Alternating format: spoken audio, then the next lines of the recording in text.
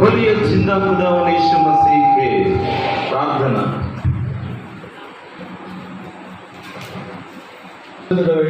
ప్రియ పరలోకపు తండ్రి, నిన్న నేడు